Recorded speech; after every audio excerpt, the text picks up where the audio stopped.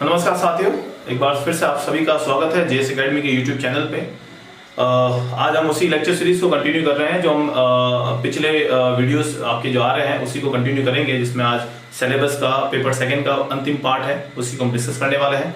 तो ज़्यादा से ज़्यादा चैनल को सब्सक्राइब करें, शेयर्स करें और कमेंट दें। और अगर आपने चैनल को सब्सक्राइब कर रखा है, अगर आप वीडियो नहीं देखते हैं, आपके काम के नहीं हो, तो कृपया करके आप इन वीडियो को उन स्टूडेंट तक पहुंचाइए जो इसकी तैयारी कर रहे हैं, जो आपके कॉन्टेक्ट्स में है, जिन्होंने ग्रेजुएशन कंप्लीट कर लिया है और जो जूनियर अकाउंटेंट की तैयारी में लगे हुए हैं या फिर उनको पता भी नहीं इसके बारे में। तो कृपया करके उनको ये चैनल जरूर प्रोवाइड करें, इसकी डिटेल जरूर प्रोवाइड करें, जिससे कि उनको ये राइट मटेरियल मिल सके। तो नमस्कार साथियों, एक बार फिर से आप सभी का स्वागत है। आज हम बात करने वाले हैं पेपर सेकेंड जो है उसका पार्ट फिफ्थ, जिसकी हम बात करने वाले हैं, जिसमें सबसे पहला पार्ट हम पेपर जो आपका सेकंड है उसका पार्ट फिफ्थ का जो फर्स्ट पोर्शन है और सेकंड पोर्शन में पार्ट फिफ्थ आपके दो पोर्शन में डिवाइडेड है, first portion and second portion. First portion में बात करेंगे राजस्थान सर्विस रूल्स की।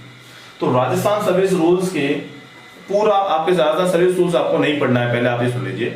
जो सिलेबस में दे रखा है आपको वो चीजें पढ़नी है। तो सिलेबस में कौन कौन से चैप्टर दे रखे हैं वो मैंने यहाँ पे लिख रखे हैं। उन चैप्टर्स में क्या क्या चैप्टर्स के नाम क्या क्या, वो चैप्टर्स के नाम मैंने लिख रखे हैं। जब भी हम लोग जब स्टडी शुरू करेंगे, मतलब इसके मैं लेक्चर सीरीज लेके आऊंगा, तब आपको डिटेल में समझाऊंगा कि क्या कौन कौन से चैप्टर्स में क्या क्या चीजें इंपॉर्टेंट है, उसको हम लोग किस तरह से समझेंगे। तो सबसे पहले चैप्टर फर्स्ट की बात करेंगे।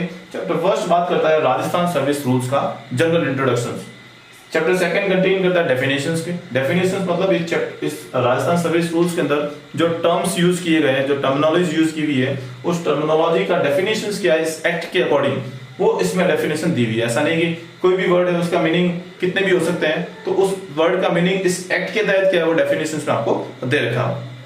फिर हम चैप्टर थर्ड की बात करेंगे। चैप्टर थर्ड आता है general conditions of service. Chapter 10 and chapter 11 ये दो चैप्टर जो है आपके लीव के दे रखे हैं। चैप्टर 10 जो है लीव का, जिसमें जनरल रूल्स दे रखे हैं, जिसमें टर्म्स को समझाया हुआ है कि लीव के अंदर जो शब्दावली यूज की गई है उन शब्दों का क्या मतलब है। और चैप्टर 11 के अंदर आपको इसके नियम बता रखे हैं कि अगर आप प्रिविलेज लीव लेते हैं या फिर आप कैजुअल लीव लेते हैं या मैटरनिटी लीव लेते हैं या फिर आप जो नॉर्मली जो ट्रांसफर के अंदर अवकाश होते हैं, उनके क्या क्या नियम है, वो सारे नियम आपको यहाँ पे लिखे हुए हैं। फिर हम बात करते हैं चैप्टर 12 की, जिसमें ज्वाइनिंग टाइम बताया हुआ है।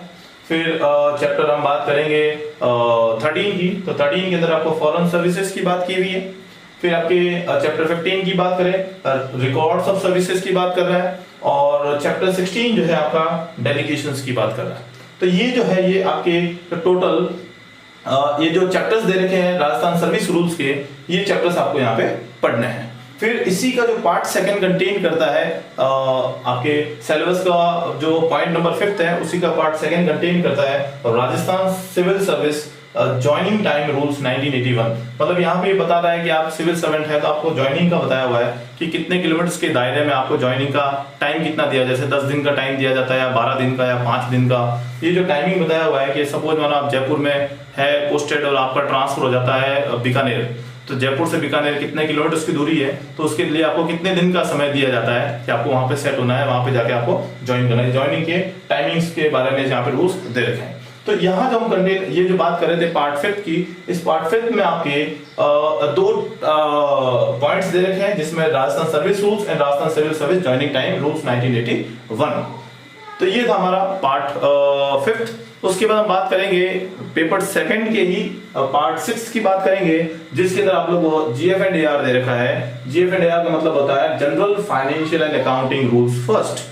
तो जनरल फाइनेंशियल अकाउंटिंग रूल्स के कुछ चैप्टर्स दे रखे हैं, उन चैप्टर्स को आपको पढ़ना है। तो चैप्टर्स कौन कौन से आपको पढ़ने हैं, सारे चैप्टर्स आपको पढ़ने का जरूरत नहीं है। पहला आपको चैप्टर फर्स्ट पढ़ना है इंट्रोडक्शंस, कि general financial and accounting rules का क्या इंट्रोडक्शंस है, ये कौन सा एक्ट अप्लाई होता है, कौन कौन से रूल्स दे रखे हैं। उसके बाद हम सेकंड चैप्टर्स की बात करते हैं, तो general system of financial management and control. फिर हम थर्ड चैप्टर की बात करेंगे, रिसीट एंड पेमेंट्स की बात कर रहे हैं। फिर अपने फोर्थ चैप्टर जो है वो यहाँ पे दे रखा है सरकारी धनराशि की प्राप्ति, उसकी रक्षा कैसे की जाएगी एवं ऐसी धनराशि का कोषागार में भुगतान कैसे किया जाएगा, इन पॉइंट्स को हम पढ़ने वाले हैं। फिर उसके बाद हम बात करेंगे पॉइंट नंबर 5 की, मतलब चैप्टर 5 की बात करेंगे पावर्स ऑफ सैंक्शन। फिर 6 चैप्टर में आता है पेमेंट्स। फिर आता है आपके 14 चैप्टर में रिफंड्स एंड मिसलेनियस एक्सपेंडिचर्स। और उसके बाद आता है हमारे पास में चैप्टर नंबर 17 के अंदर ग्रांट्स इन एड। तो ये जो टॉपिक्स आपको दे रखे हैं, मतलब यहाँ पे जो चैप्टर्स दे रखे हैं, इन चैप्टर्स को आपको अच्छे से पढ़ना है।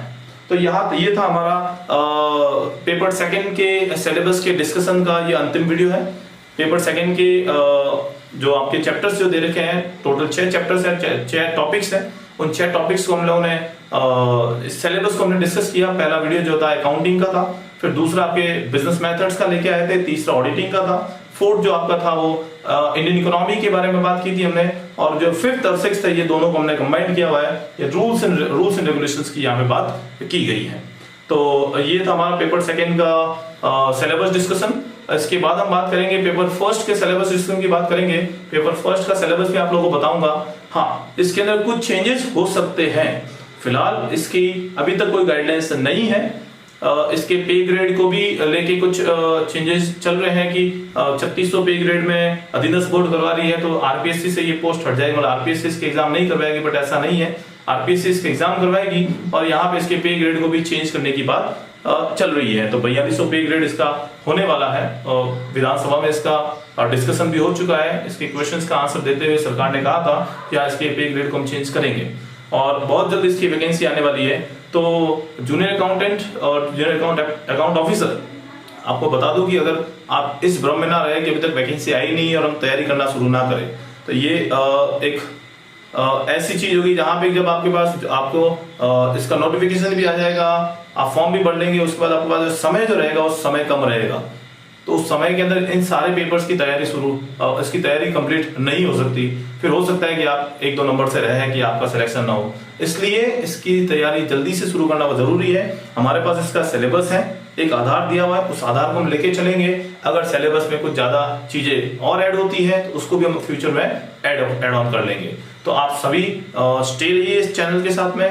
आपको ऑनलाइन कोचिंग कंप्लीट मिलेगी। यहाँ पे एक एक टॉपिक को हम कवर करने वाले हैं और सारे के सारे वीडियोस में आप लोग लेके आऊंगा। कुछ दिनों बाद हम लाइव क्लासेस भी कंडक्ट करने वाले हैं।